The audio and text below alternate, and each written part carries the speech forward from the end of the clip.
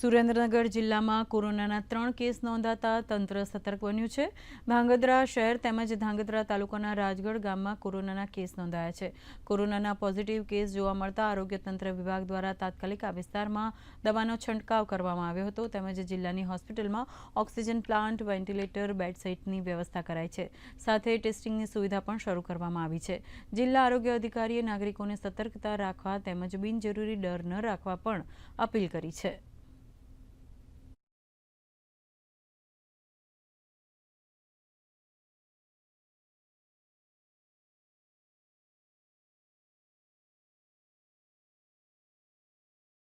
गई काले धांगध्रा में खास आवा शंकास्पद केसों टेस्टिंग करवामां आवेल एना रिपोर्ट मळेल छे।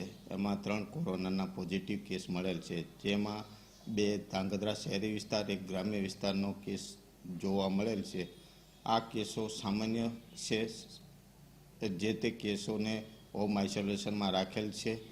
कोई गभराटनी कोई जरूर नहीं अने आवा कोई पण शंकास्पद केसो लागे, ताव, सर्दी, खांसी, तो लोगों ने टेस्ट करवा माटे अपील करवामां आवे छे।